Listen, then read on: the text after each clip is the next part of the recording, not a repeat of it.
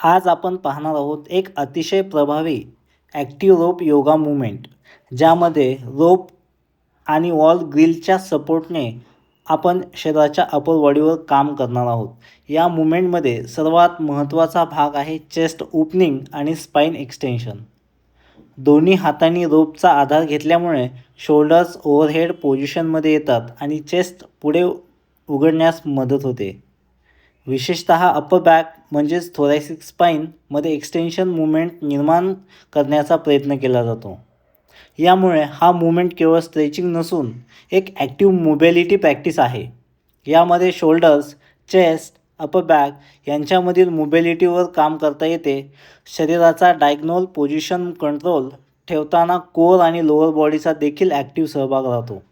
नियमित आणि योग्य पद्धतीने केलेल्या अशा मोबिलिटी प्रॅक्टिसेसमुळे शरीराची मूव्हमेंट, अवेअरनेस, पोश्चर आणि अपर बॉडी फ्लेक्झिबिलिटी सुधारण्यास मदत होते. परंतु एक गोष्ट अत्यंत महत्त्वाची आहे, हा मूव्हमेंट प्रत्येक व्यक्तीसाठी सारखा योग्य असेलच असं नाही. रोपची योग्य उंची, ग्रीप, शरीराची अलाइनमेंट आणि स्पाईनवरचा लोड याकडे विशेष लक्ष द्यावे. विशेषतः शोल्डर्स किंवा बॅक रिलेटेड समस्या असल्यास हा प्रकार प्रशिक्षित योगा टीचर किंवा क्वालिफाईड प्रोफेशनलच्या मार्गदर्शनाखालीच करावा.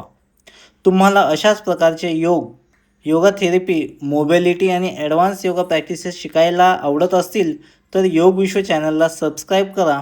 व्हिडिओ आवडला असेल तर लाईक करा आणि कमेंटमध्ये सांगा तुम्हाला पुढील कोणता रोप योगा अभ्यास करायला आवडेल. योग शिका, शरीर समजा आणि योग्य पद्धतीने योगाचा अभ्यास करा. थँक्यू.